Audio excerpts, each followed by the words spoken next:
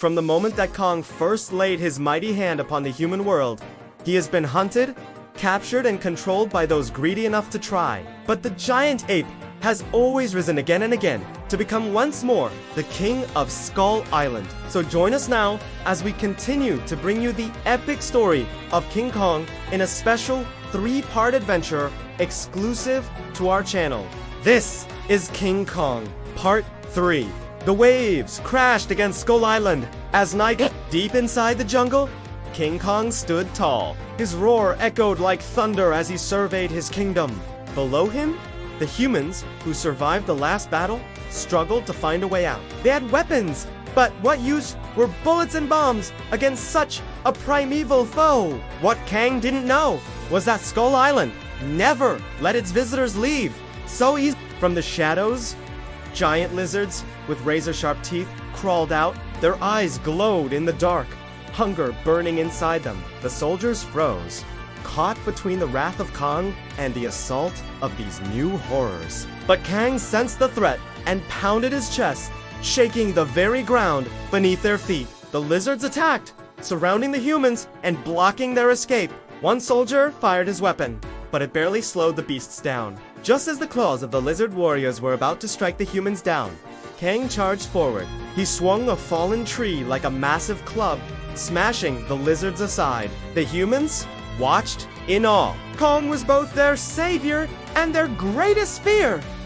But the jungle grew silent again. Too silent. Suddenly, the ground split, and from beneath rose an even larger predator. A monstrous skull crawler, Kong's deadliest enemy, emerged with a deafening roar. Its long tail whipped through trees, snapping them like twigs. The humans screamed, running for cover. Kang stood face to face with his rival. The jungle trembled beneath them. As the sun rose, the battle between Kang and the Skullcrawler continued. The two giants clashed, each strike shaking Skull Island itself. Kang slammed his fists into the monster's jaw, but the Skullcrawler shook off the blows, as if they were nothing more than pesky flies. Its long, sticky tongue lashed out, nearly catching Kang off guard. Then the beast reared back, revealing rows and rows of razor-sharp teeth. In a single bite, it tore into Kong's shoulder, ripping muscle and bone as if it were paper. Roaring in pain and anger, Kang grabbed the creature by the throat and slammed it into the ground over and over. Still, the Skullcrawler fought back, clawing and biting, until finally, with one last Herculean effort, Kong flung the monster off of him. Staggering to his feet, Kang looked down at his wounds. Blood poured from his ripped muscles, but the great ape wasn't finished yet. He knew he couldn't defeat the Skullcrawler in a direct confrontation, not without hurting himself even more. So, he did something unexpected. He turned and fled, leading the enraged reptile on a chase through the dense jungle. Vines and foliage blurred past Kong's vision as he ran, his massive frame crashing through the underbrush like a runaway train.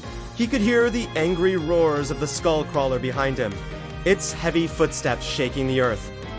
But Kang kept going. He ran and he ran, leading his pursuer farther and farther away from the humans. Finally, when he was sure the coast was clear, Kong stopped and turned to face his opponent once more. The humans watching from afar could only hope this was the end of the battle. But Kang knew it was only the beginning. With every strike, the future of Skull Island was being decided. And the man-cub of the jungle? No! The king of the island roared in defiance. Thanks for watching. If you want to see the epic conclusion to this thrilling adventure, then do you not forget to stay tuned, because next time we will be premiering the final part of this miniseries, King Kong Part 4. You won't want to miss it. Until then, here's another classic Kong adventure you can check out.